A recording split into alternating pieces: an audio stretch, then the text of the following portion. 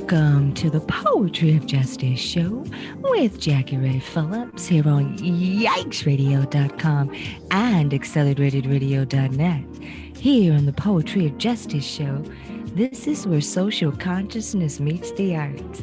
And what we do is we select topics that spark the interest and awareness of social diversity, ranging from arts, entertainment, and social justice at large, leaving our listeners thinking and saying, YikesRadio.com.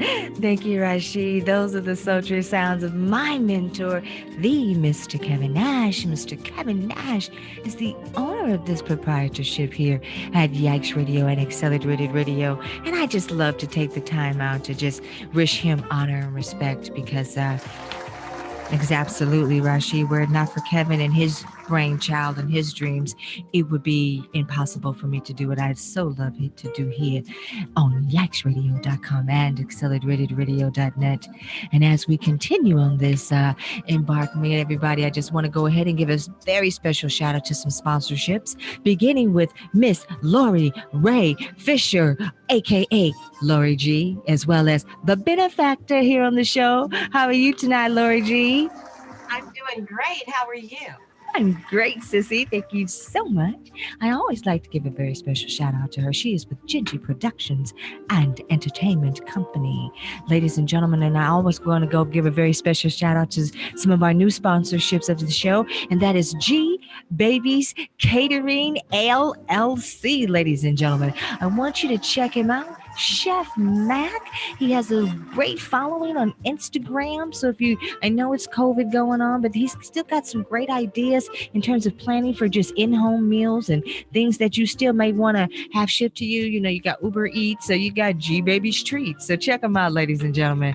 Thank you so much for that. And then I want to go on ahead and give very special shout out to WMPJ Steelworks, ladies and gentlemen. I like to always give a very special shout out to the Man of Steel who helps us out here on the Poetry of Justice show with Jackie Ray Phillips.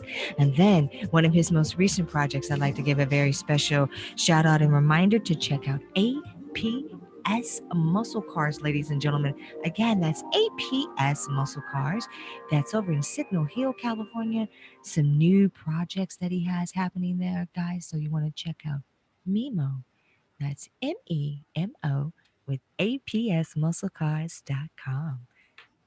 I know that's a mouthful. So thank you so much for joining us here tonight, ladies and gentlemen, on the Poetry of Justice show. How are we all doing tonight, panelists and everybody?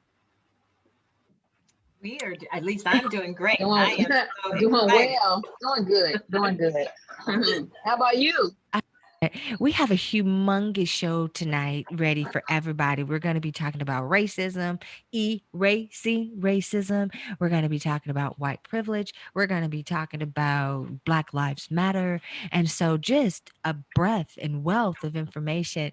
We have so much, Lord, going on tonight. I don't know, Lord. I think I'm just going to, just because I'm that person, I want you to bless us tonight and welcome all of our very talented guests because we've got some amazing people in it. I don't want to mess up anything with Mary because I was, getting ready for the show. So I want you to do that so we can have a very proper introduction. So thank you. Well, we do. We have a wonderful show planned for today.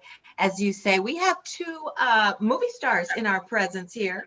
They have made a wonderful video, which we are going to show and share. And I'm going to introduce those two individuals to you a little later because they are the focus for the next 75 minutes here. But I'd like to start with one of our avid listeners and friends of the show, who's always here with us, Miss Chris Fisher. We thank you for joining us. Thank you. How are you this evening? I'm doing wonderful. Thank you for having me. Great. Thanks for always being there. And then you guys know that we got our girl, Shelly C. Shelly C is rolling with us all the time. She's a part of the POJ family and one of the ladies of the chat. So thanks for being here, Shelly C. Going to be a great conversation tonight, don't you think? Yes. Yeah. Definitely.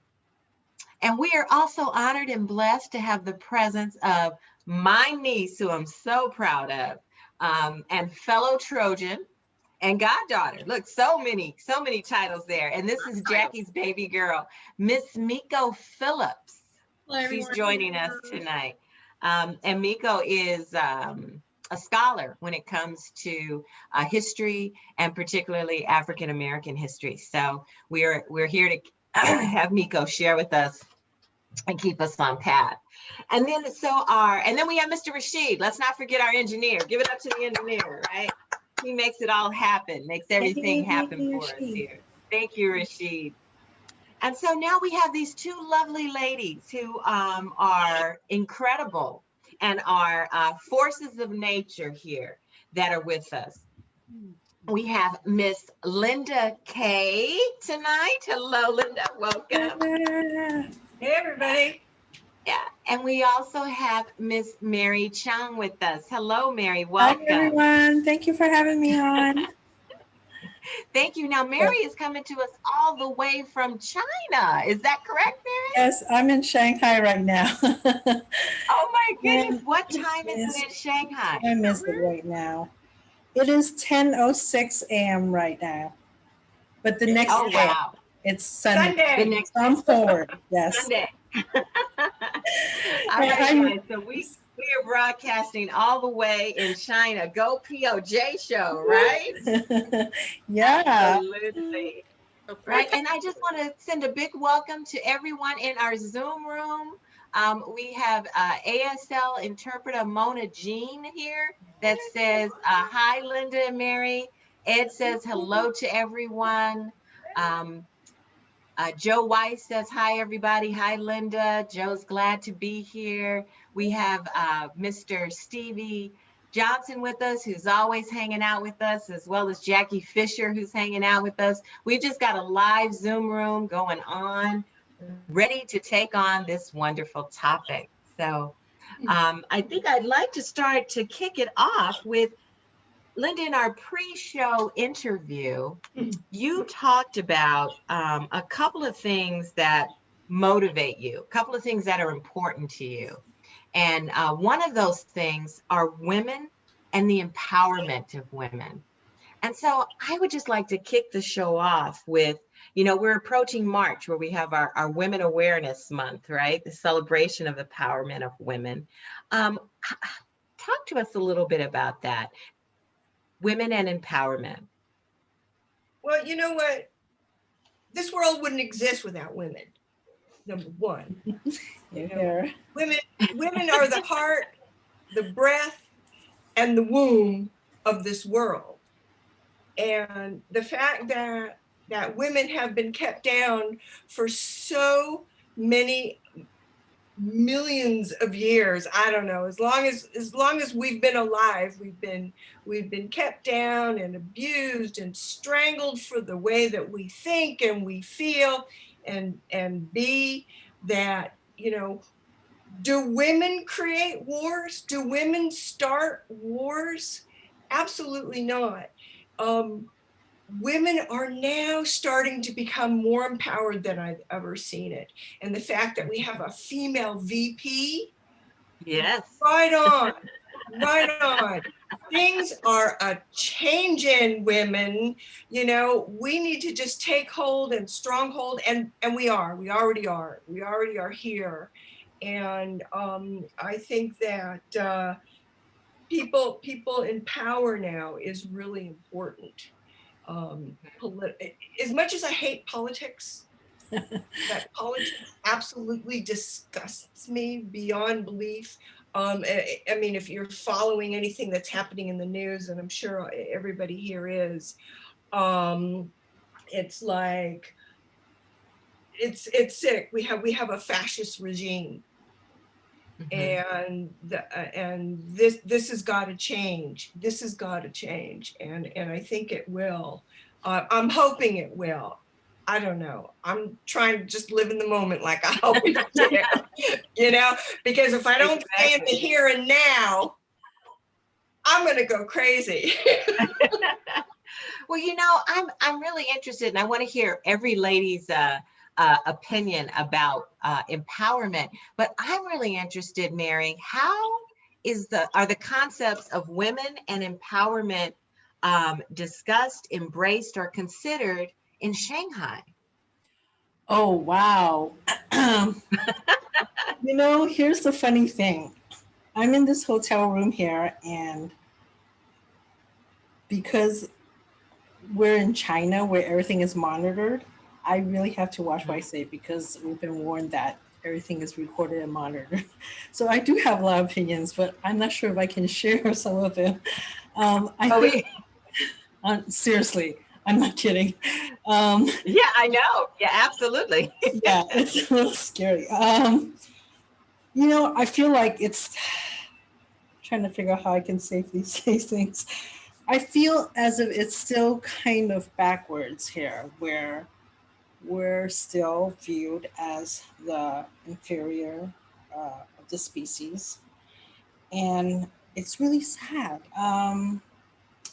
You, you know, you feel like there's been all these years of oppression already as a woman, of what we're not allowed to do, as how we're viewed, and it's still happening, which is why when Linda came to me with this project, I was like, yeah, I want to do it because racism is in all forms. And it's just, I want to use our art to say something, to do something, to like shake people up and say, hey, it's still happening, like we feel because we're in America that everything's pretty chill and it's good. We've gone through all the hard times, but it's still happening, and it's happening in other countries and other places. And we're just feeling so privileged and used to like having that freedom that it's easy to forget that it's still around.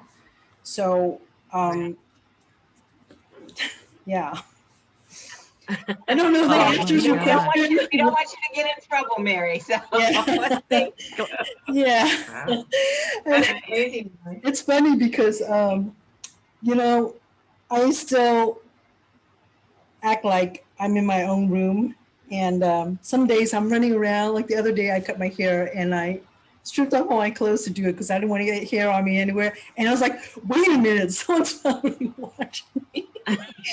You get running around my room, cutting my hair. Oh my God, it's going to hit the market somewhere. I don't know. It's going to show like a bad video or movie or something. But oh well, that's what it is. And then that kind of sums up everything. But there's a lot of great things. It's just it's. I think what it comes down to always is people with power not wanting to lose the power that they have. So in order to do that, one of the means or ways of keeping that power is by oppressing those who don't have it and keeping them down. So, and it's horrible, but that's the formula. That's very true. I'd like to welcome Stephen to the show. Hey. Stephen's all the way from Tulsa. How you feeling tonight, brother? I'm doing all right. You? I'm doing good. Great to see you. We're talking right now about the concept of women and empowerment. And Mary has joined us from all the way from China. So we were getting some insight into the concept of women and empowerment there. I'm also interested generationally to talk to Miko maybe about the concept of Linda's passion and infuriation about how women have not been respected, because as Linda, as you say, they're the creation of life, right? And that pisses us off. How does your generation, the millennials, feel about the concept of women and empowerment? And I know you can't speak for everyone, but how does that land on you as a younger person? Specifically, like being on the border of both millennials and Gen Z, because I was born in '96, so I'm like in the middle of both. I think it's a very interesting place to be as a woman, and specifically as a Black woman, because there's so much more opportunity to do things. I think we are at the beginning and at the burgeoning of a new world, hopefully.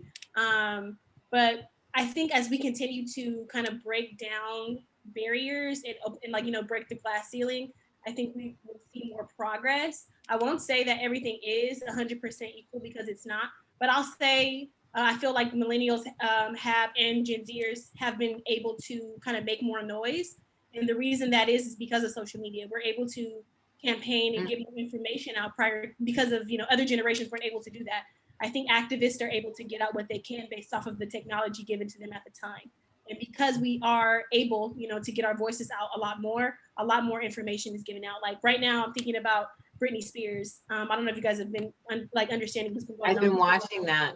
Right. Yeah. So that's the kind of an example I can give here, where it's like we see it on social media, we get upset about it, we can make we go out and protest, we can do these certain things to make changes, right? So just this week, because people were upset about the status of her conservatorship case, people got on the internet, got upset about it, all these different things. We're able to drag certain figures, like Justin Timberlake got in trouble this week, had to apologize. Diane Sawyer, we're trying to get her to apologize, different things like that. So we can try to make noise and put people in the hot seat and get them to start understanding what we want and what we need to have. So essentially, just to wrap up my point of view is that social media has allowed. I have to step away for a few seconds because we're doing our temperature check twice a day. So that's the knocking. I'll be right back. Oh, okay. Okay, Mary, no problem. Thank you. All right. Well, that's basically social media has allowed women empowerment to grow upon what our foremothers have set forth for us. Thank goodness, Miko. Thank you so much. I mean, we really need the youth of America and the world to step up and say what they need to say. I don't know if they can in China. They probably can't, the youth, get on social media and try to make things change. They go to jail in those countries. That's banned here, So, Facebook and things like that. Yeah. Yeah, so thank you, Miko, for being there. The young people. Yeah, young people, get out there and make a difference. absolutely. Rashid has some commentary, Lori Rashid. Okay. Speaking go of ahead, young Rashid. people. Okay, so we all know that social media, in the terms of women empowerment, it can be a double-edged sword because you have the good parts of social media and then you have the bad parts of social media. The bad parts of social media is those that are able to actually spread the misinformation and the lies that actually end up hurting the actual women empowerment movement because this person has spread lies and misinformation that it sets us backwards instead of going forward. So it goes both ways as far as social media. It could be a good thing and it could be a bad thing at times. Absolutely. Stephen, I would like to hear you weigh in on that. What is your thought? I think the empowerment of women is very important. I think women just kind of make men feel comfortable in being who they are. I know personally just the comfortability that I have with my mom, and I just really feel like we need women. We need women's opinion. We need women's leadership. And as long as women don't basically put their standards at a lower level and continue to push each other to be better, I think that's a beautiful thing. I hate shows like Love and Hip Hop. It puts black women especially in a bad light. And I think people like Kamala Harris, they're going to be able to provide an example. Michelle Obama, they're going to be able to provide a good example for black women to keep striving to be better, because those shows that they display women on TV, it puts a bad light on them. So I think as long as women use social media, like Miko mentioned, in a proper manner, women will continue to grow and empower. And then one day we will have not a black, but yeah, black, whatever, president to lead this country, Yeah. Right. All right. That's true. Great. Shelley, you and Chris want to weigh in? I just want to say that it's about time. It's about time that women are in the forefront. We have so many women that are running different parts of the world, different countries, and just with COVID positive, the ones that are running those countries have the lowest rate. People are doing really well. So I think that women have been held down for too long, and I'm so glad that Kamala Harris is in a role that would pretty much show the world that a woman can be ahead in the U.S. A woman can run the U.S. actually. because Joe Biden doesn't do anything without her. I bet. I agree. He can't do nothing without her, even though he has his wife on his wife, the first lady. Can't do nothing I without think it's Kamala. going to be Kamala all the way. I think Yeah. Kamala all the way. Absolutely. But you know, I was also just kind of thinking about how they always say behind every good man is a strong woman. And I think that's what I was trying to get to about with my mom. You know, I'm not married, I'm single, but that woman in my life is my mom. You know, I seek advice from her, to be honest, more than my dad, you know. And then I've heard like comedians kind of joke around about how Obama and LeBron, their fathers wasn't in their life, but their mothers were. And they make the joke, who needs a father? Now, fathers are important, but the point is there is some strong black men of, well, really of any race, but I'm gonna just speak on those guys, strong black men who are taking the lead in their respective field, and they was brought up by women. So, you know, I just think that's how we should look at it. We should look at these women, get opinion from them. We shouldn't look down on them. And I know years and years ago, that's how it was. Women was just good for taking care of the house and raising the babies. But now it's a different world, you know. Well, that's not their fault they did that. They were forced. Yes. I agree. I'm sorry, man. FYI.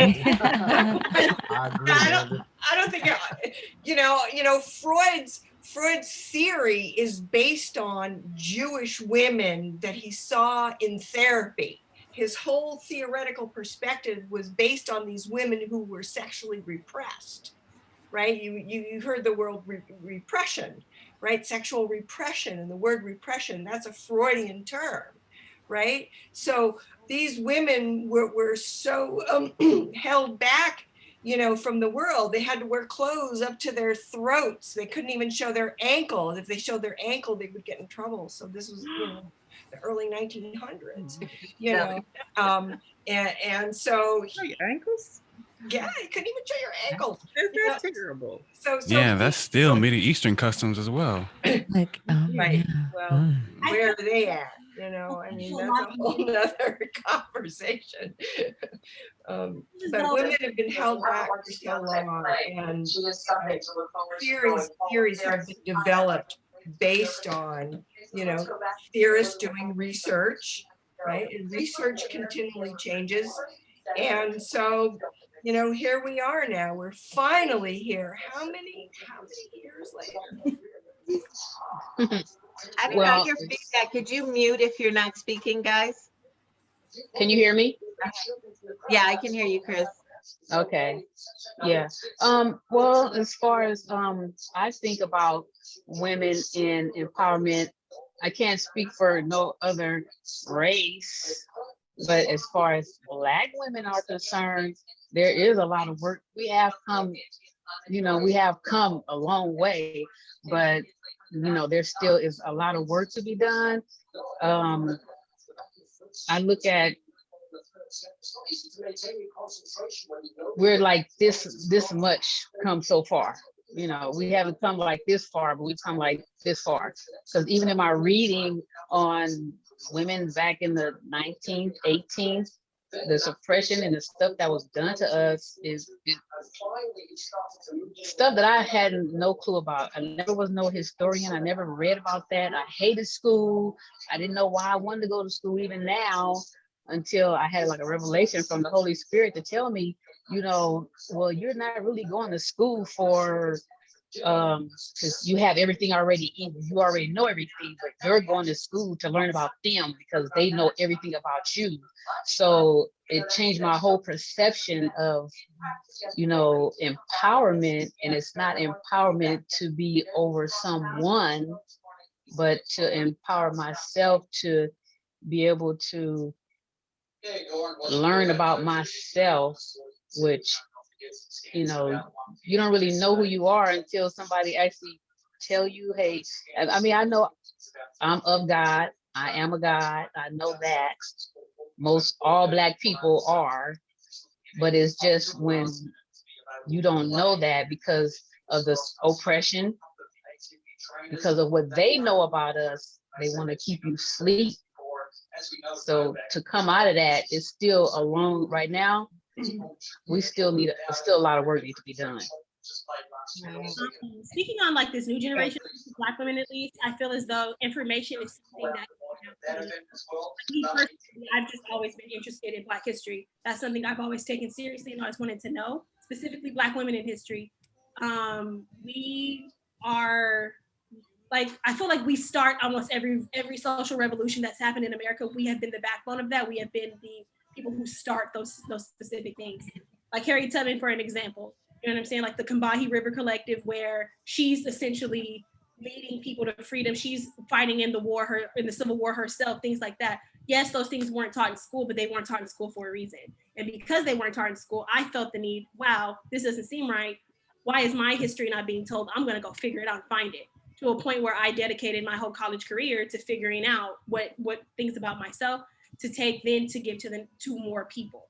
And kind of to harken back on the conversation of social media and how it can be dangerous to get out certain ideas.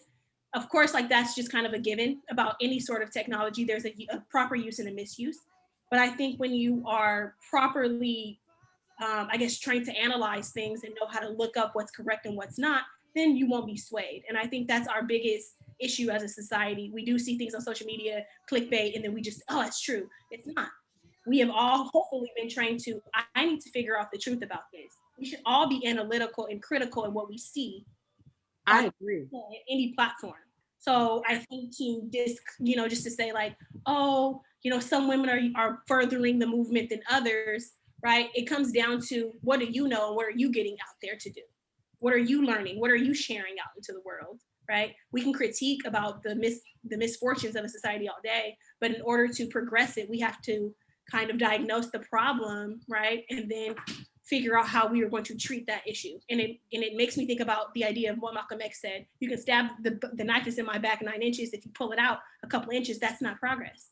Take the whole knife out and you need to treat me and heal the wound completely. That is what I call progress. And I see that across racial and gender lines, because in America, the Black woman is the most disrespected, the most unappreciated being in this country. That's right.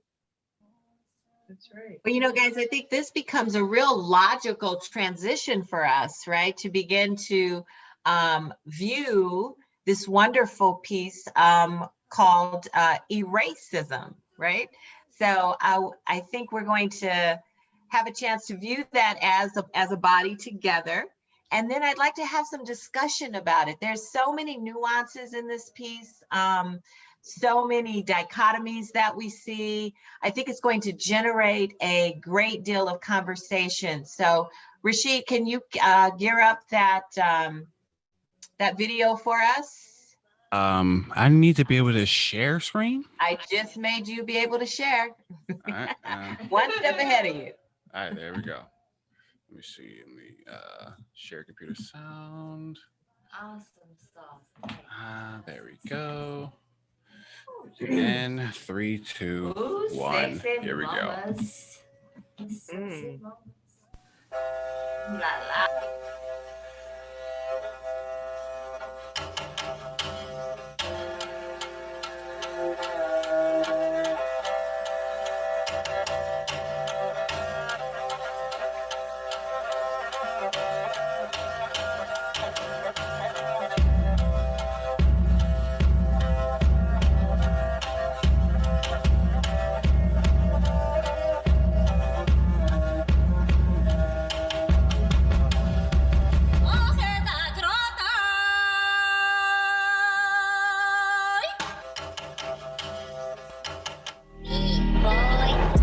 Take a stand. Gotta take a stand. Lend a helping hand. Lend a helping hand. Identify. Take pride. Don't hide. Identify. Take pride. Don't hide.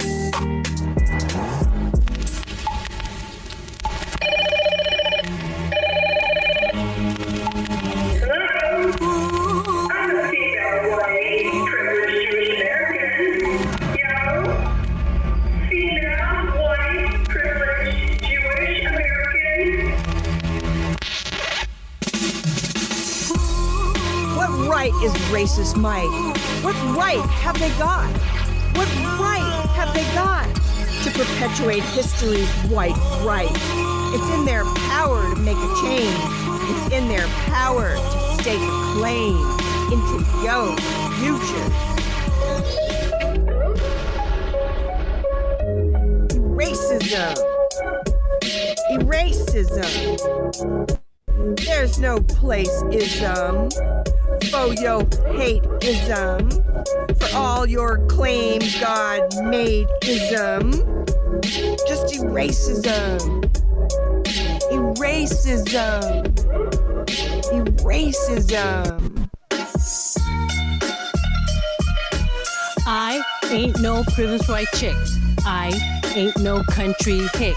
Same color as you and me. I'm red. I'm white. I'm a patriarch blue, you see. Time and time again, it's the same. Just looking for someone else to blame. Brothers and sisters forced into camps, sitting in the back of buses, man. Hey, that ain't kosher. I ain't no poacher. This land's for you and me. Don't hate, relate, just let us be. You know we gotta take a stand. Gotta take a stand. We did your shit work when you didn't want to do it, man. So quit killing us. Killing our souls and killing our dreams. Cause different don't mean wrong. Together we are strong. So let's stand together and erace-ism. Erace-ism. There ain't no place-ism. For your hate-ism. For your claim God made-ism. Just erace-ism. Erace-ism. Erace-ism. I do my best to hate the right. Roll up my sleeves and join the fight. What do I gotta do? What do I gotta do? Tell me. Tell me. I'm a female, white, privileged, Jewish American. Gotta take a stand. Female, white, Lend a helping privileged, hand. Jewish American. Lend a helping hand. What right is racist might? What right has it got? What right has it got to perpetuate history's white right? It's in their power to make a change. It's in their power to stake a claim into your future. Into your future. Not my fault. Not my fault.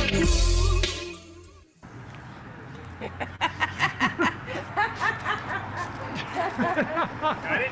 Good. All right, back to position.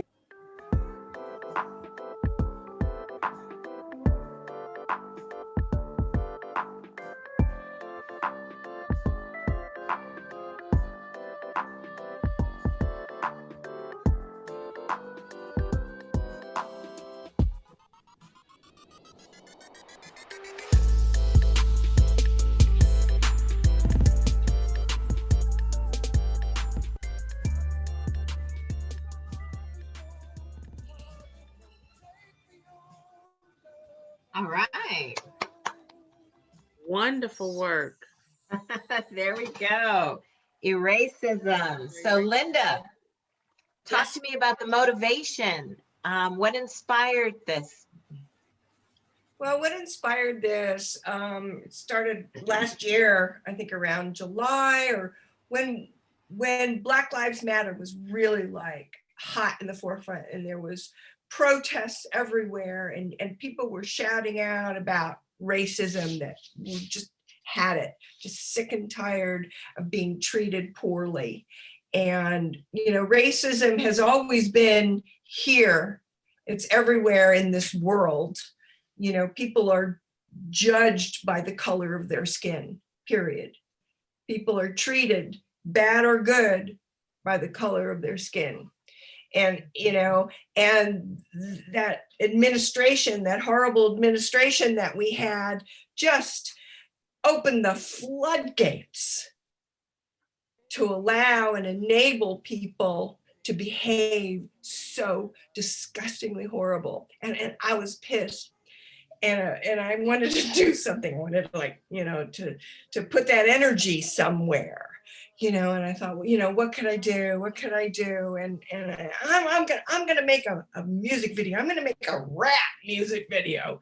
And I says, well, what's my character? Well, it's me. I'm a white female privileged Jewish American. That's who I am. That's I was born into this person, right?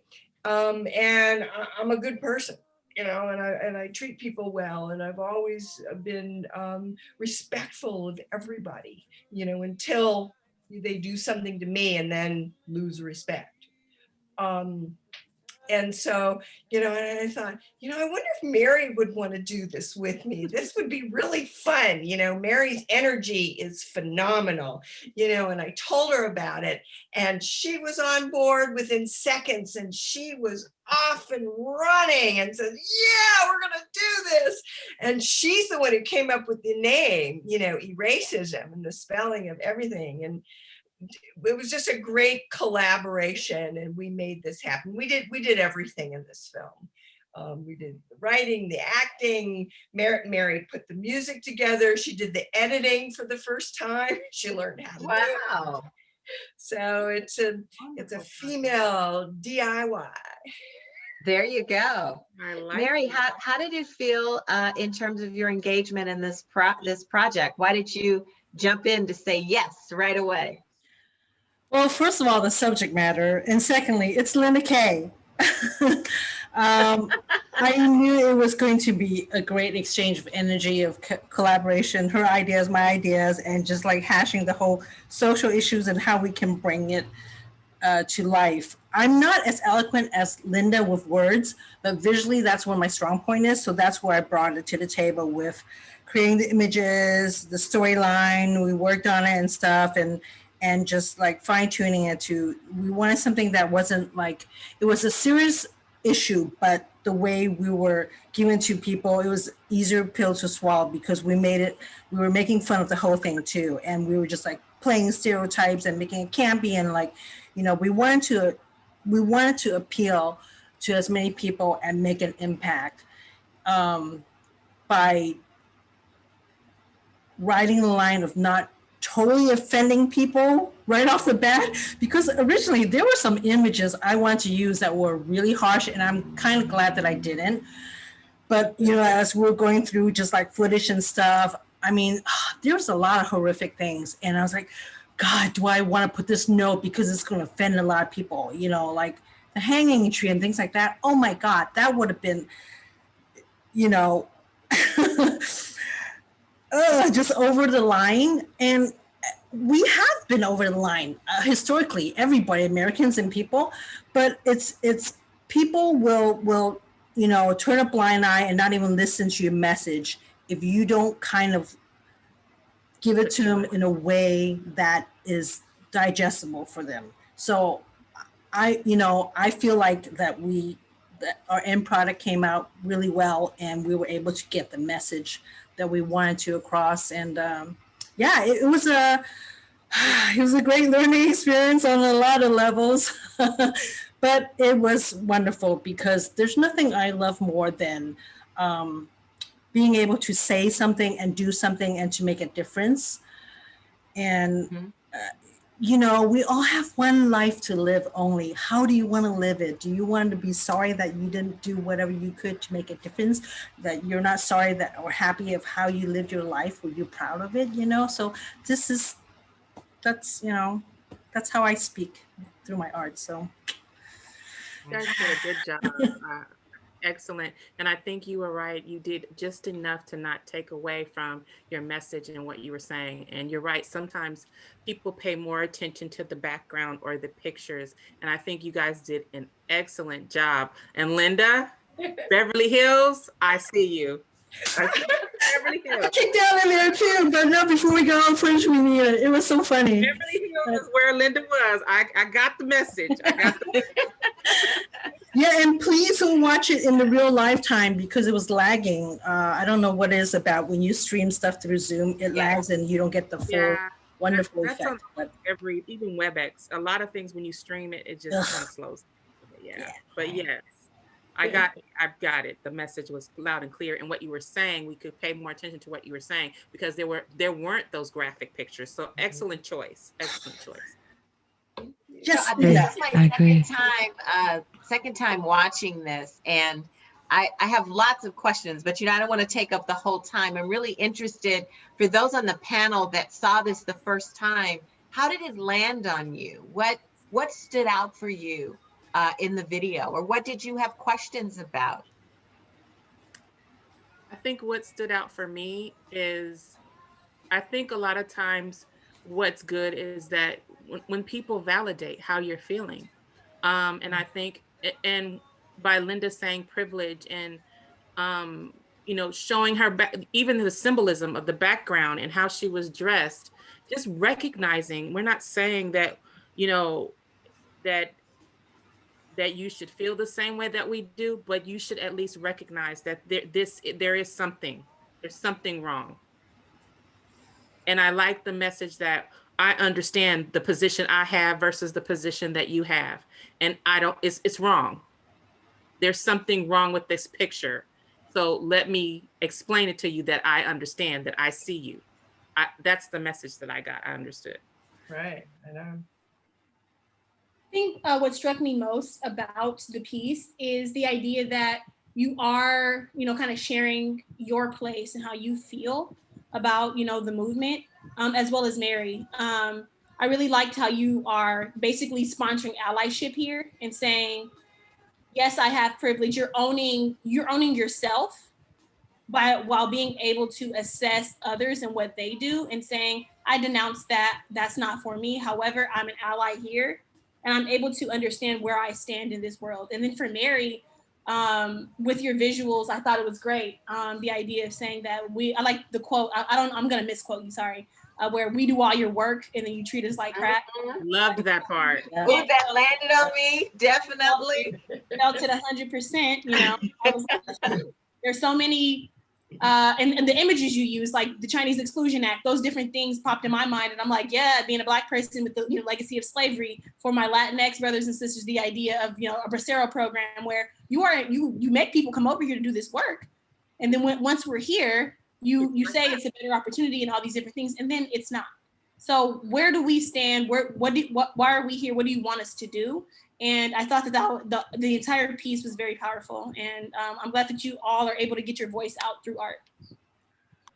And I that's love, perfect. Mary, your face paint, the red, white, and blue face. That while you're showing images of, we're building your railroads, we're doing your dirty work, right? But we're supposed to embrace this country and let it be a part of us. That really spoke to me, definitely.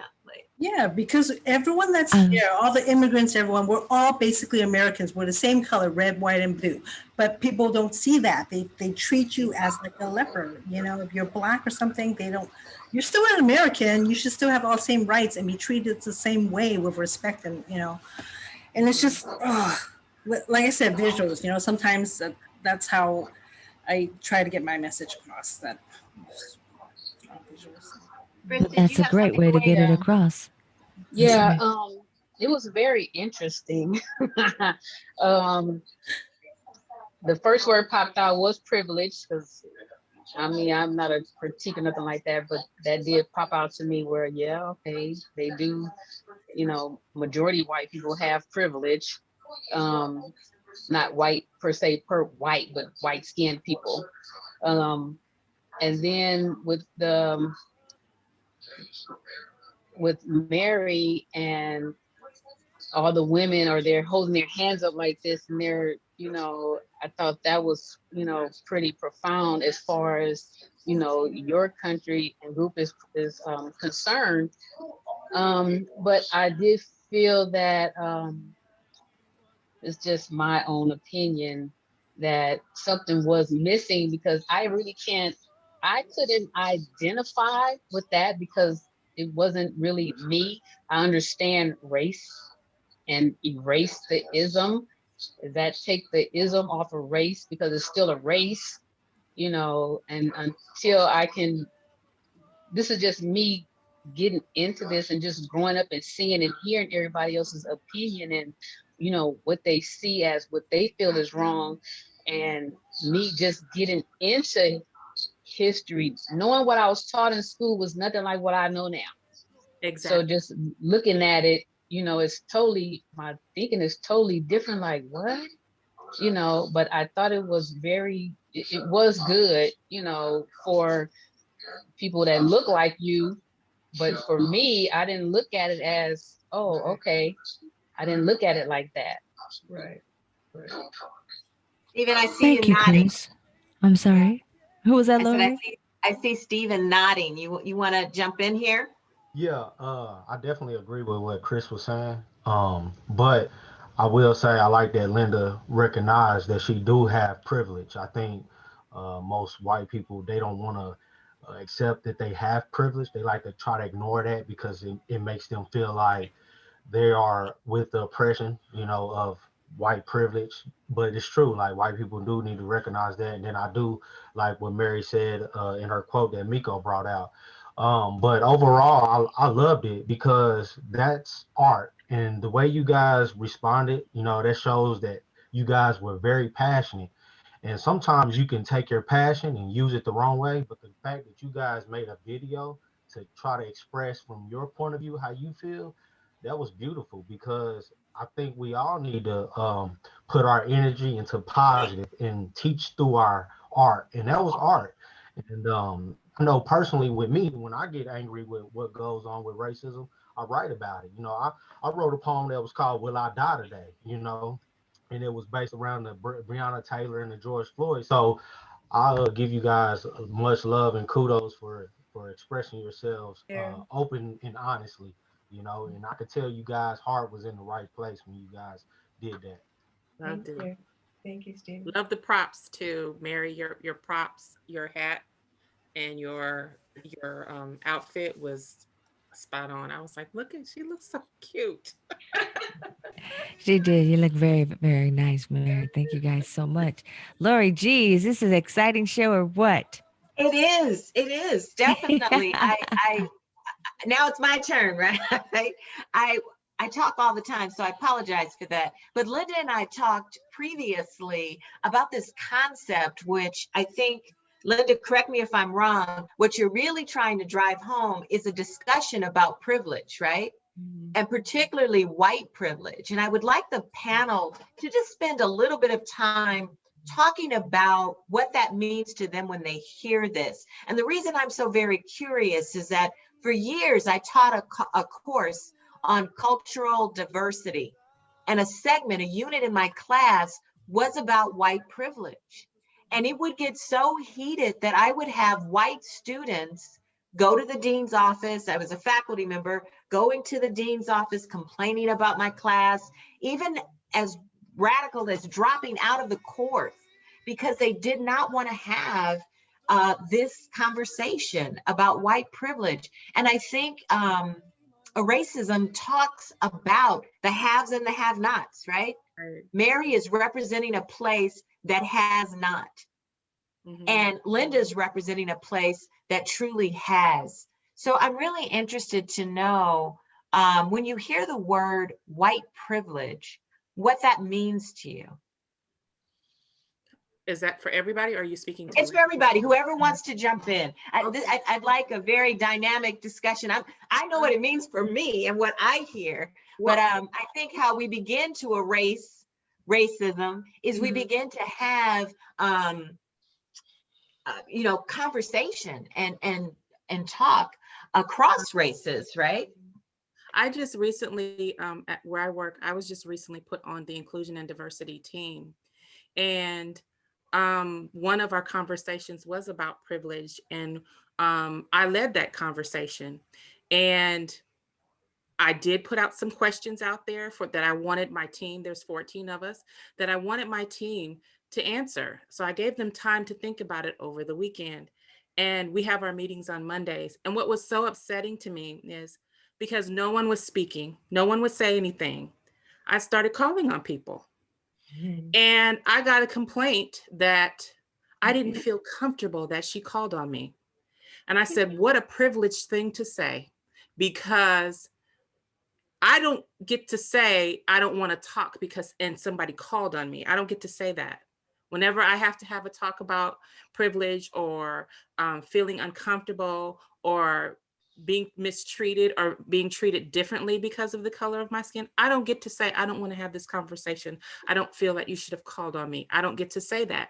And so my boss, it was like an aha moment for my boss, because she said, you know what? You're absolutely right. I'm like, what a privileged thing to say. You're saying that when we decided as a group to get to know each other and somebody said, oh, let's tell two truths about ourselves and one thing that's not true. And then we all get to guess which one is the not truth. And that's how we get to know each other. I said, everybody volunteered for that.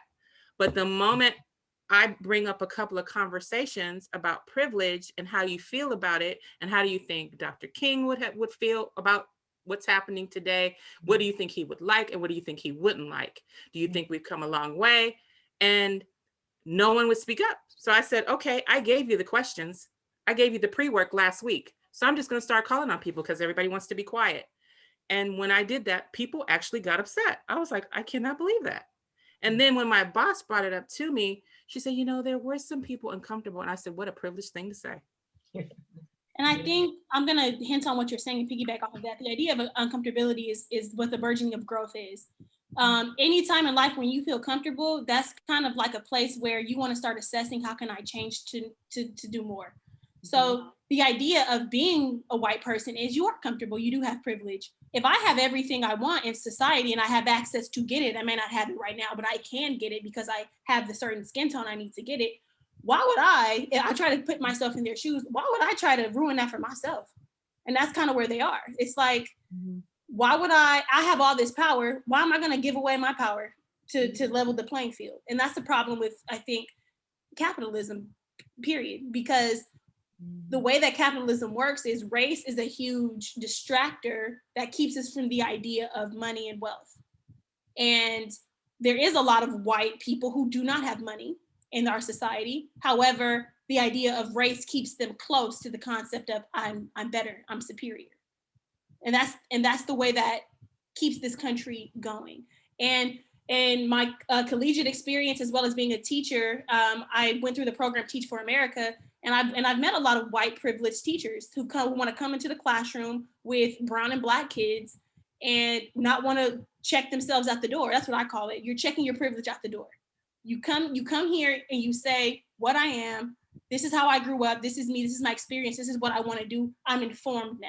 So we would have DEI sessions, which means diversity, equity, and inclusion, to kind of dispel some of these things. And the amount of racist things that come out of people in those moments is why they like to stay silent. They feel uncomfortable because they know something in them at that moment is something that they don't want to share out because they're going to be labeled as a racist. And that's where it needs to come out. Let's talk about it. It has to come out first. You need to feel uncomfortable. I feel uncomfortable every day. And here I am talking to you about it. Exactly. With you talking about racism.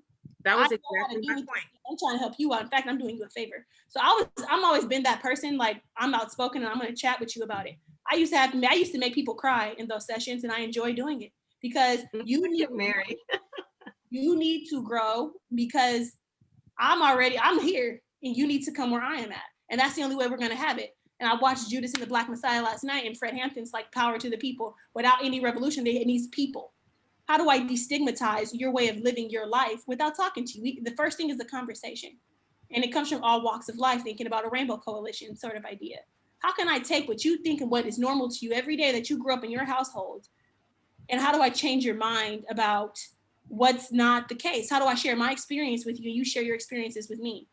Right? If you live in a white neighborhood and you're surrounded by white people all of the time with certain conservative ideas, how are you going to be exposed to anything else? You don't want to feel uncomfortable because you don't want to let go of your privilege, because you don't want to let go of your power. And I think it's entangled with all of that. So it's kind of the idea, even in college, you meet people freshman year, and by the end of freshman year, their whole idea have changed as seniors because they've experienced new things. They wanted to have discussion class, wanted to expose themselves to new cultures, new ideas. Then you have those same people who, I went to USC and there's a place called the Row where all the affluent white people would be, or you want to stay on the row. And that's and that's what it comes down to. we are trying to express these ideas to you and talk about these things, but you don't want to. And that's why the idea of allyship comes along. Because when I come into the room, you don't want to talk to me about it. Okay, but if Linda Kay, who's an ally, goes and talks to you about it, maybe some things will come out, maybe some conversations will happen. Because you feel comfortable around people who look like you just innately. That's just the way we are as people. So you don't feel comfortable talking about it with me. Shelly, they didn't want to talk to you about it with you because No. Right? I even said, you know, there's no judgment. This is an open floor. This is conversation that we need to have. You have to be comfortable with being uncomfortable. I'm going to say some things that you may not like. Right. And you may say some things that I may not like, but at least we're learning, we're growing from this stage. Because even in work groups, which really bothers me, there's cliques. Mm-hmm. Even in work groups, there's cliques. Oh, I'm going over to Mandy's this weekend, or oh, we're just going to spend. I'm like, or we have a Zoom meeting, and both of you guys is in the same room on a Zoom meeting. I'm like, what are you guys doing together? Isn't it COVID? And what's this clique? You know, like it's like cliques, and I'm like, I'm trying to break that. I have people on my team that are even from. I have someone who's from where Nipsey's from, Eritrea. Is that how you say it? Yeah, Eritrea. Eritrea. Is that how you say it? Yes. She's completely silent. And I'm like, you have brown skin. I know that you have experienced something. Why aren't you speaking up? I have brown people, Hispanic, do not want to speak. And I'm like, what is it? Is it voodoo in the room? What's going on? Like nobody wants to talk. But when I force them to talk or I call on them, then they instantly, I'm uncomfortable. Why would she call on me? Well, because you're not talking. It stems from fear of judgment. Yeah. People are afraid to be judged, even if they have these feelings of, you know, greed, selfish, you know, entitlement, you know, all those givens, right, to that culture, whatever that is. People do not want to be judged. Wow. You know, Linda, I'm going to shake it up a little bit. Try to shake the Zoom room up a little bit. We don't have any questions in there. This is what I'm interested in. Why is the thought of discussing white privilege so scary to some people, to individuals of white descent? Why is just the discussion of that privilege so taboo or so uncomfortable for them? Well, it was the same thing that Shelley said, and what Miko highlighted is that if you share who you really are and what you really believe in, then you have the possibility of losing it, and you lose that power and you lose that control. That's what Miko so eloquently said, you know. And so, you know, people don't want you to know how they really feel. Except for now, everybody is throwing up what they feel. And it's nasty and it's toxic and it's disgusting what people are saying. It's unbelievable. People in Congress, that Taylor Greene, somebody. She's a congresswoman. She ran a spa and had relationships with her manager, and there's a scandal about her, and she is elected to Congress. Right. What is up with that? Well, no, how about this? You went to the Capitol, you were an insurrectionist, now you're in jail, and now you get to go to Mexico for your vacation? What? Or you get organic food because you can't eat any of the jail food? What? I'm organic. I haven't heard that one. Oh yeah, the guy with the horns. What's the shaman? Oh, shaman. He wouldn't eat for 7 days, and he said he wanted organic food. Do you know they brought that food, some organic food? I'm sorry. I'm upset about that. I'm really upset because I know some people that have been in the penitentiary won't even eat chicken now because they had to have so much chicken in jail. And you talking about you need organic food after you just spread feces all over the place and shit?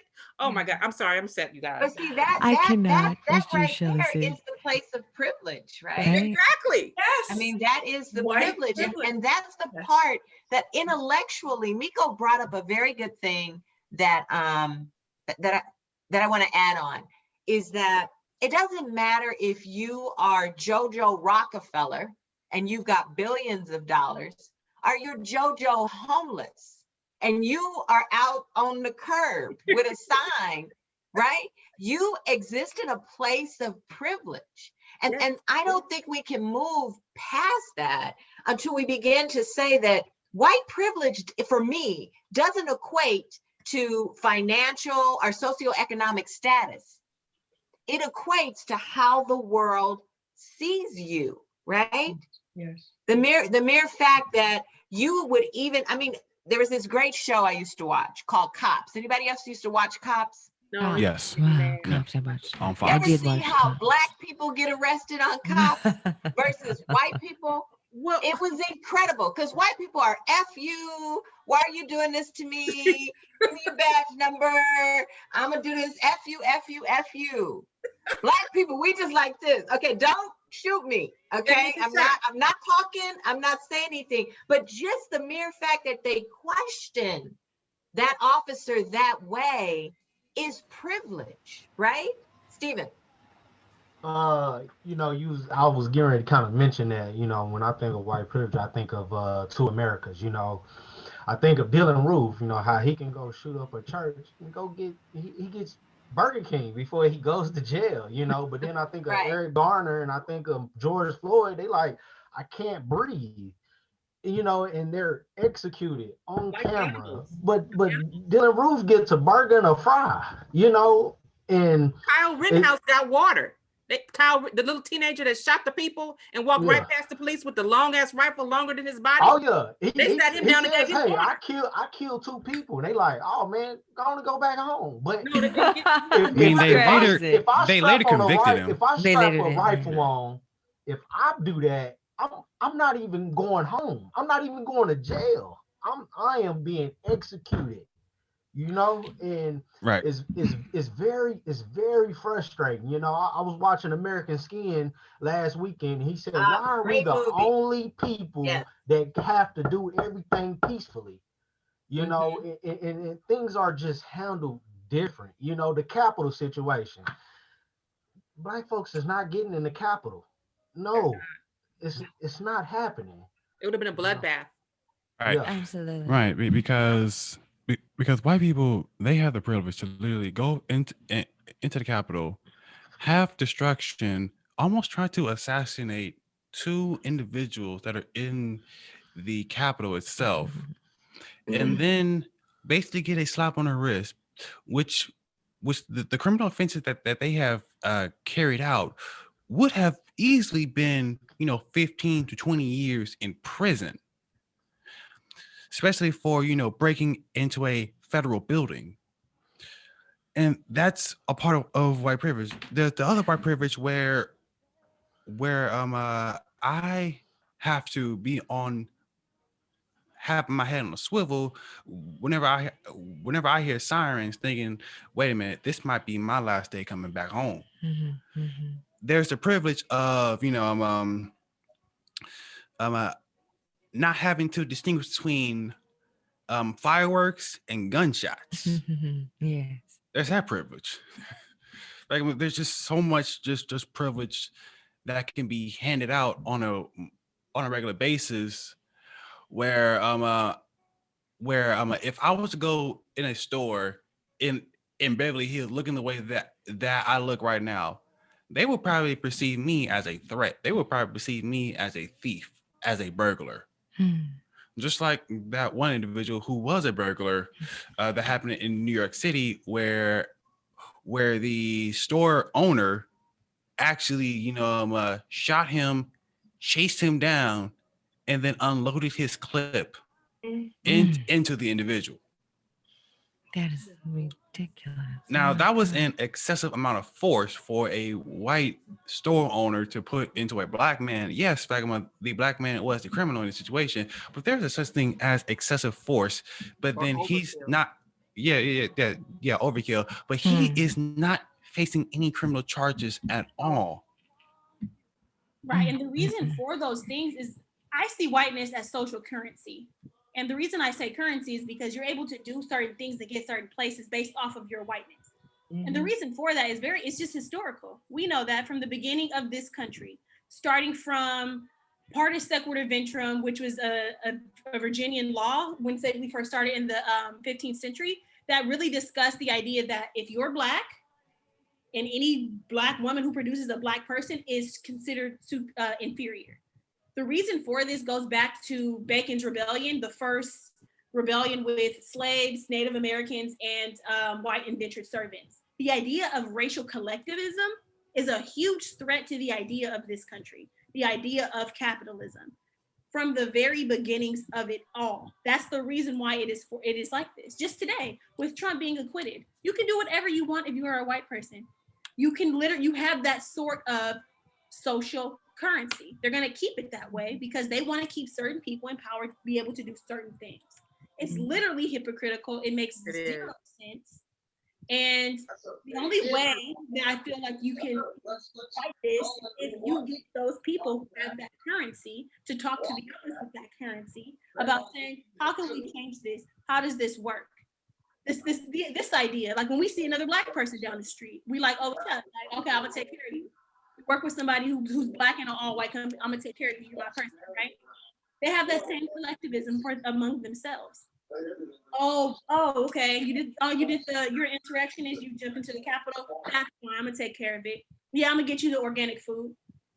Yeah, I'm gonna take care of you, I'm gonna do this. Because that's how it is. That's it. That social currency is going to propagate among itself, and it's going to grow, it's going to cultivate. Right. And for white people, it has cultivated into a very strong system that changes suit, and it changes its face very quickly, to the point now where we're on a verge and they're going to flip it on us again, where it goes from slavery to sharecropping to Jim Crow to mass incarceration. It just switches every single time because they keep that same currency in line. They protect one another. So the question is how Miko, how are we going to change and cancel, as we're using now, this cultural mindset? How are we going to move forward and change this thinking? The way that we have to do that is the idea that America is no longer going to be majority white. And that is what's scaring, I think, these people now that have this huge alt-right conservative mindset. They're scared. Yeah, they are, because you keep hurting people over and over and over again. That uprising is very scary. And America's problem is they don't ever say sorry and do what the right thing is. Germany, for example, with the Holocaust, they said, whoa, we were wild. I'm sorry. Let's change. Let's really do something about this. Look at no issues ever since that occurrence. But Miko, I think the problem is with that. I'm sorry to cut you off. I'm very sorry. But the Holocaust was filmed, I once heard Snoop Dogg say that. Well, yeah, that's obvious that it was filmed. Slavery wasn't filmed, Yeah, of course it's filmed for a reason. They are also white. Yes, they were Jews, and it was a different thing, but they're seen as white. What I'm getting at is the idea that they said sorry for what they did. In America, they never will say sorry to us for anything. And the reason that is they won't accept any wrongdoing. And in America, to move on, like in a relationship or anything, when you fight with somebody, and it get real hot and tension starts to just keep building on each other, when you sit down and have a discussion, I'm sorry I did that, I'm sorry you did this, how about this, we make a deal, but we're done. America never wants to acknowledge any of the bad things they have done to any race group. And in order to move forward, there has to be acknowledgement, there has to be healing and move forward. Like that quote from Malcolm X I just gave earlier. You can't just pull the knife out a little bit. I'm still in pain, I'm still in here. You need to take it out and heal me, and then we can move forward and progress. But they don't want to do it because the knife. And not only that, yes, I agree with you too. And not only that, it's been white privilege is since beginning of slavery, when white people start taking over, stealing, killing, doing us that kind of way. It's still been going on for over 400 some years, even till now.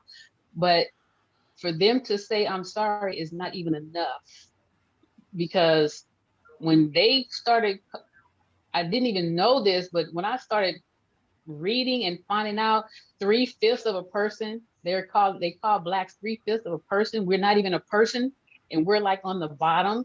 And with Biden talking about in so many years, yes, they know that they are literally, not because of somebody doing something to them, that they are becoming, they're disappearing, they're trying to push their white counterparts, the white Hispanics. They're trying to push them into that place where, you know, okay, we have to work with them, but that's okay. But still, they don't want us to be in no type of power economically. That's why they won't talk about reparations. That's why they won't, you know, talk about nothing like that as far as, you know, well, you don't deserve that, or we're not going to talk about that. You don't need that, because saying sorry or putting Harriet on a $20 bill or writing Black Lives Matter in the street, those are symbols. Where are the tangible things, you know, that are due to us? So the white privilege is, like you said, no matter if you're homeless or got money or don't have nothing at all, because you are white, if you decide to clean yourself up, I bet you within a year you're gonna have something. You know, I think another thing will help is white people got to build relations with us so that they can learn with us, you know, learn from us and deal with us. Because, you know, one of my best friends, man, he a white dude, you know, and I love him, but he didn't really see it for his own eyes until he was with me one day, and we got pulled over, and he was driving, and that cop was more interested in me. You got your ID? And I'm like, why? I'm not operating the passenger. I'm the passenger, you know, and my buddy is just sitting there like, officer, here go my, you know, and he just saw that, to the point that the officer was like, can you step out the car? I'm like, for what? Like, you know, and he was just like, dude, I'm sorry. Like, I didn't have an idea, you know, and I respect them, because when stuff go on, you know, they see how it wears on me emotionally, and they ask me about it, and I let them feel me. And you know, and I don't know if it's genuine on their end, but I hope it is. Only God can judge the heart, but at least I can do is teach them. And they kids call me uncle. You know, they kids refer to me as Uncle Steve. And I just think that's very important, because you have to build relations with the people that you are different from to understand. And if we don't build those relations, it's not going to work. But the thing I about also and I know they have to witness it with these people, and it goes nowhere. Like, we have those two guys of the Proud Boys who have Black women as wives. Your children are Black, yet you still hold these ideas. Slave masters raping Black women, having Black children. Clan members having Black, all these different things. You can build relationships with these folks. You can feel that you're their best friend and all this, but when it comes down to it, you don't really know what they're going to do. And I feel like what happens is, behind closed doors, they have their own situations. Just like behind closed doors as Black people, we have our own situation. What it really comes down to is all fear. It's fear-based. They're in fear of what will happen to them if they lose their power, because they know what they have done to other people. And they know that they're capable. Don't know how to handle it.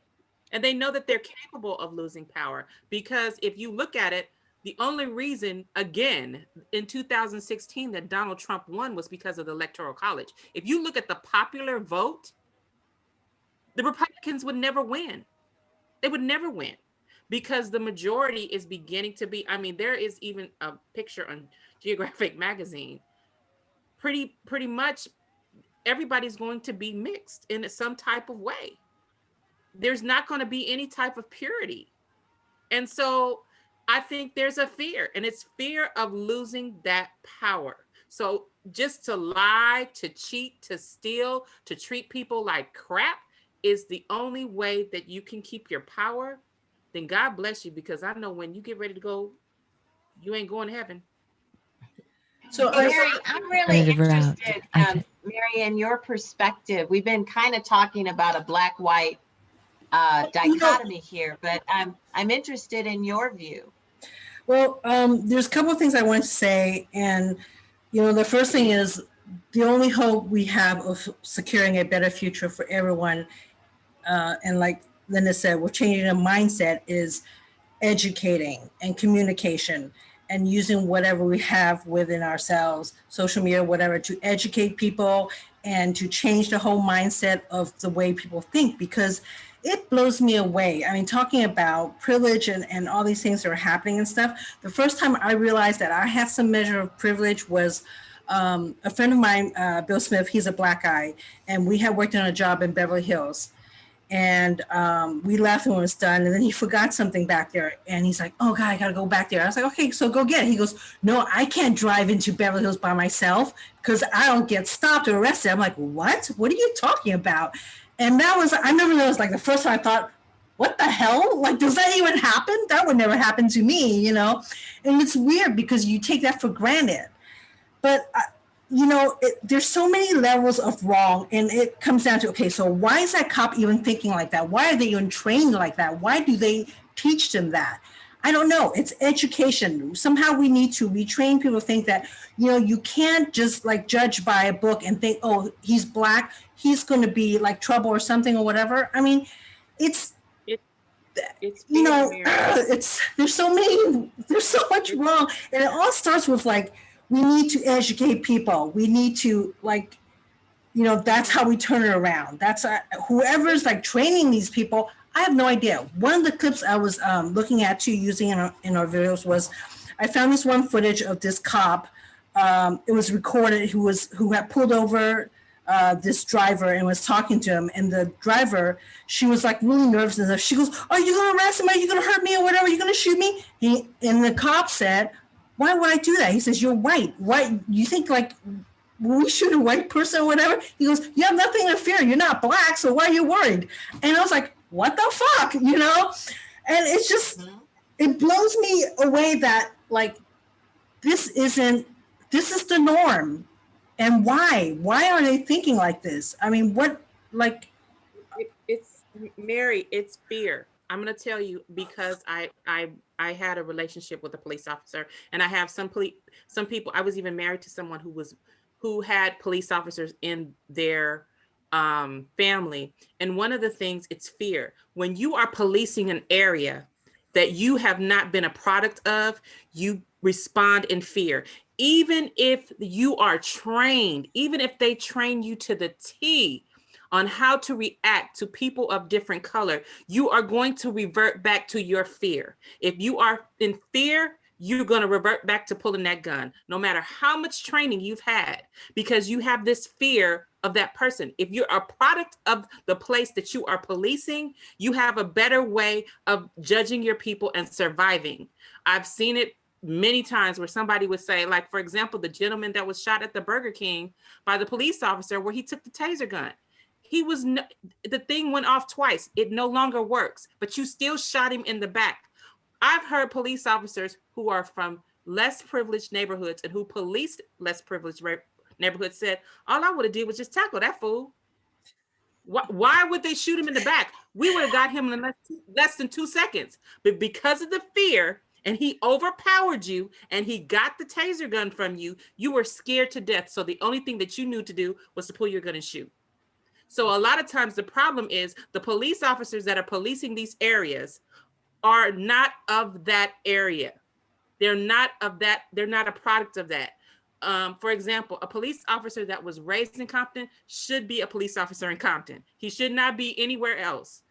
A police officer that's in San Dimas should be in San Dimas. A police officer that lives in Beverly Hills should stay in Beverly Hills. I mean, they need, even no matter how much training they have, and this is so sad, you revert back to that fear and what you know. And the only thing that you know is to pull the gun because you're scared. Our Zoom room is blowing up, guys. Our Zoom room, our Zoom room says it's all fear-based. That's from Miko. They are in fear of what will happen to them once their power is lost. Jasmine Rodriguez says we need to have educating and awareness with like 5 exclamation marks. And Jackie says, we just had an officer, Clyde Kerr, off himself to bring awareness of police, awareness of police brutality and needed reform. Jackie, you want to talk about that a little bit? That was me who actually said that. Rashid, oh, that was you who said that. Yeah, okay, yeah, it appeared Jackie Ray. And then we have Stevie Johnson, who says it's a shame we're having these conversations in 2021. But Rashid, you want to tell us about Clyde Kerr? So Clyde Kerr, he was a actual police officer who, in his final words, because he was an actual sheriff, who actually wanted to actually bring awareness of of the actual white privilege when it comes to a police brutality, and he had plans for all these reforms, but he decided that in his line of work as a sheriff of the department, I believe in Iowa, he decided that he could no longer live with the guilt of what is happening within his department. So he ended up offing himself to try to bring awareness of what is going on with the police brutality and the much needed police reform, and that one of his last wishes was that for officers to actually have a psychological evaluation at least 4 times a year, because it's mostly because officers on a regular basis, they face different types of scenarios, because like every day they could be on like maybe 5 or 6 cases, and these can be traumatic experiences, and you're still keeping these officers who just had these traumatic experiences on the field, on duty to actually go and chase these cases where they can actually just have just a random episode of just PTSD, right, and just and just freak out and just forget the training that they had. Yeah, you revert back to what you know. Right. Hey guys, we have a question in our Zoom room from Wendy. I'm going to see if she's able to ask her question. I'm going to allow her to talk. Wendy, can you join us? Wendy? All right. Wendy, Wendy. Yeah, are you hi. there? I didn't actually, Hi, if it's Wendy. the same Wendy, hi. Hi, Linda. Hi, Wendy. I didn't really have a question. I don't know how that came up, but. Oh, I saw your hand was raised. I'm sorry. Oh, okay. Maybe unconsciously I wanted to say something, right? I think so. Okay. Well, thank you for joining us, Wendy. No, We're you're happy very you're here. welcome. You're welcome. Okay. Take care. Keep listening with us. I'm here. I'm staying here. Okay. All right. Linda, I have a quick question for you. Following up on Rashid talked about, I know in your other life, you were in social work, right? So what do you think about this idea of psychological testing for officers? I think it's essential because everybody gets into a field for whatever reason motivates them to get into a field. And police officers, I think a lot of police officers, and then this is my own opinion, I'm not saying that I did any research on this topic, but my opinion is that they want to get in there and they want to hurt people and they want to kill people and they want to use a gun and they want to be able to have the permission to be to have that power and to be assaultive if they are allowed to. I mean, it's just what motivates a lot of people to do a certain profession, and how they rule that out is by taking those psychological tests. It's usually the MMPI, and they have these hidden questions that if you answer in a certain way, they can tell that you have some kind of propensity towards a certain type of behavior through the results of that test.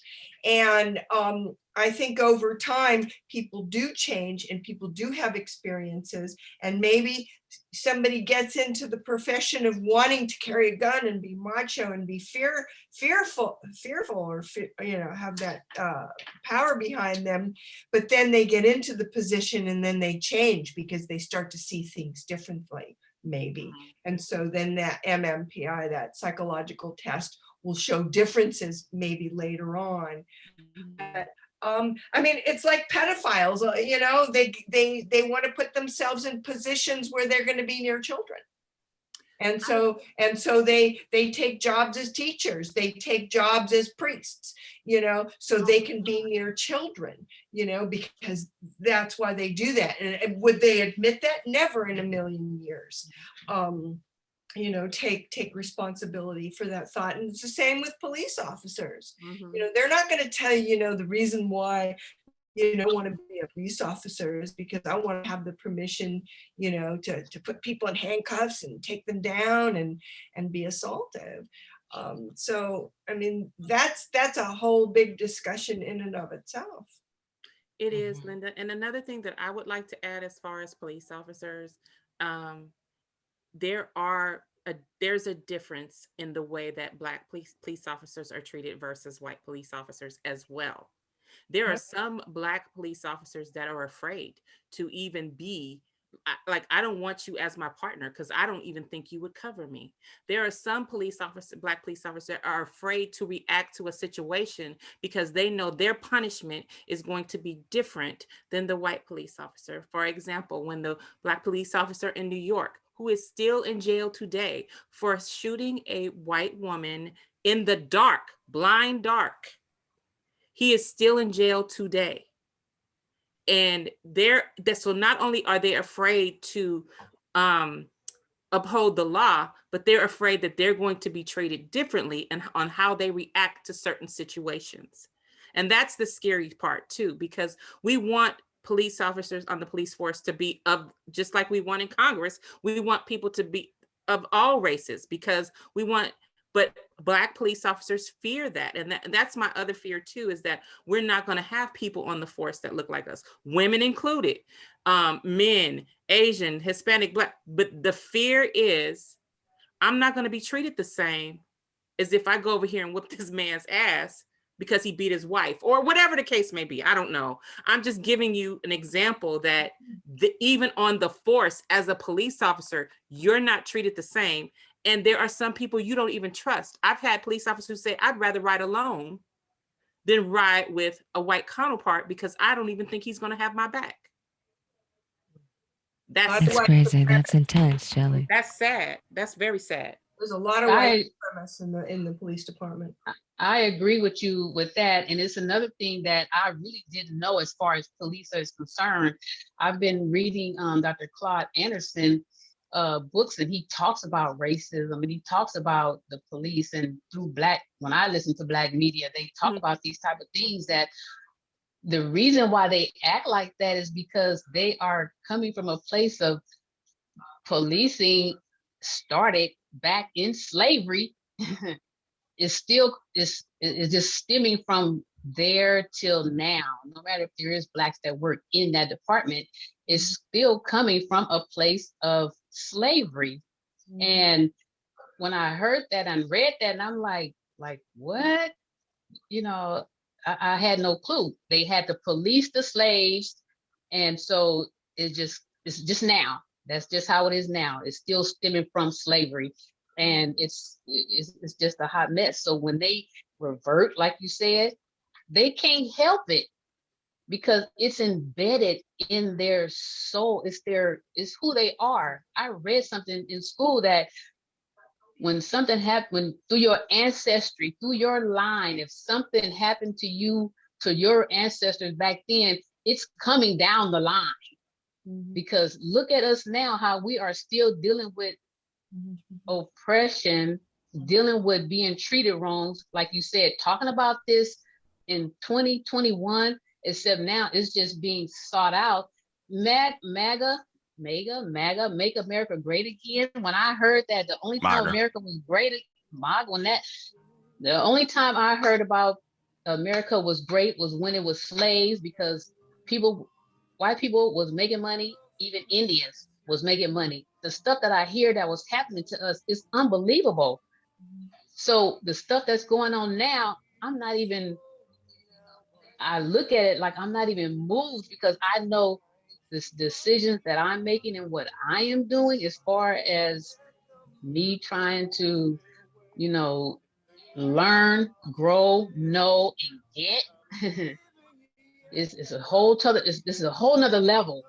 You have to be on a whole nother, like a war you have to be on like a war, like this is war, not war in a physical sense that we fight against people, but a war that you have to know what's happening, what's going on, and stand for who you are, not include everybody else, because they want to attach everybody else to us as Black folk.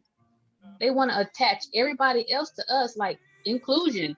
Like you say, people need to know, need to have a knowledge conversation. They already know. What more can you tell them? They already know. Yeah, they don't want to give it up. It's like, you know. Guys, Jasmine Rodriguez in our Zoom room typed us something, and you have to hear this.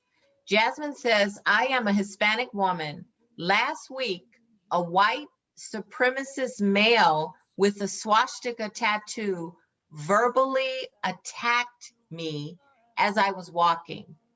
I called the police and explained the situation to the officer. The officer said, oh, the man probably was having a bad day. No harm. I immediately responded, I am a healthcare worker, a woman of color.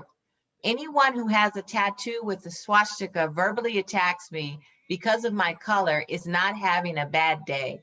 I even told him on election 4 years ago, a male with a MAGA hat spit on my face and said, dirty Mexican. The officer did not respond and seemed like my safety wasn't a priority. At that moment, I knew I had to stand up and protect myself to my best ability. Thank you for sharing that, Jasmine. We appreciate it. But how does that land on the group? Wow. All I can say is I'm so sorry, Jasmine. I am so Yes. sorry. Yeah, we're so sorry to hear that, Jasmine. That's horrible. This whole MAGA and Trump thing, it's giving people more courage to mistreat other people. Even somebody, you know, Mary, we haven't talked about this much, but there's been a lot of racism towards Asian people as well. It really has. There's a lady that's on CNN. She was just in the airport, minding her own business, and someone approached her and said, why did you bring this disease here? She's like, what are you talking about? I've been here all my life. I was born here. Like, her parents may have been immigrants, but she was born here. So she was like, what are you talking about? Why are you approaching me? And she had mixed race children. So her thing was, I don't even know where this is coming from. Like, how could I bring this disease here? You don't even know what type of Asian I am. If I'm Chinese, if I'm Japanese or anything, you just attacked me because you saw that I was Asian. Yeah, that is horrible. Yeah, that's based on the misinformation, honestly, because yeah, Trump. Yeah, exactly. He's the guy that's instigated all this crap, and he's like, you know, getting everyone to rise up to be violent and just, oh, it's horrible that the leader of our world, who was, thank God it's not anymore, but you know, he's instigating all this and he's feeding all this information to people, and it's so frustrating. When I first heard that, I was like, what? And yeah, Asian people are being attacked and like people are throwing stuff at them or like yelling at them to go back home, and it's just like they don't know, you know, like I said, someone could be a citizen or born here or whatever, and it had nothing to do with it. But just for him to like throw out that information to begin with, to start the whole train derailing, it's just, it's like that whole thing at the Capitol all over again, you know? He's an irresponsible, stupid white person who just like has too much power and is using it for evil purposes. And I don't know, I'm really frustrated. Very angry that, you know, talk about social media, using it for good and for bad, that someone can do that. But, you know, this is a free country. We are allowed freedom of speech to do whatever. So unfortunately, there are good and bad things about it. So, you know, so, yeah. Yay, my internet dropped, and I was like, "Oh, wait a minute!" Or maybe you used to like what I'm saying, so that's why my internet came out. You're like, what the hell's going on? Where's Mary? Oh my God, we got so scared. I know. We're like, oh, no. Racism is like against racism. You're against racism is all that I could say. I mean, I haven't researched what it means, but if you're anti anything, you're against it. You're against racism, anti-racism? Yeah, That's I mean, fair. that's what it sounds like. You know, What does anybody? Go ahead. anti anything, you know, I mean, anti-racism, you know, we really need to love each other. You know, this is terrible. This is absolutely terrible that this country has allowed itself to embarrass us in this behavior. And the rest of the world is looking to us like, what the hell has happened to this country? But you know, racism has always been there. It's always been there. It's everywhere in the world, and it really is based on, you know, where you live, who your family is, you know, how much land you own, the color of your skin, you know, what royalty is in your blood. I mean, it goes on and on and on. And this is what people look at as good. You're good because you have money. You're good because you own this car. You know, and people are seeking for that kind of superficial validation. And that's what it is. It's superficial love. And, you know, I read this quote from Doris Lessing. I don't know if you've ever heard of her. She's a writer. She wrote The Grass is Singing. I don't know if anybody's heard of her, but she wrote this preface in American African American stories or African stories. She says, and while the cruelties of the white man towards the Black man are among the heaviest counts in the indictment against humanity, color prejudice is not our original fault, but only one aspect of the atrophy of the imagination that prevents us from seeing ourselves in every creature that breathes under the sun. And that resonates with me so much, is that we are all one. We are just human beings living on the earth to the best of our ability, given whatever tools and cultural traditions and spirituality from our families that we have. And my perspective has always been, I have a lot, I've been gifted a lot, and I'm sharing it. And I'm sharing it with anybody who's going to cross my path.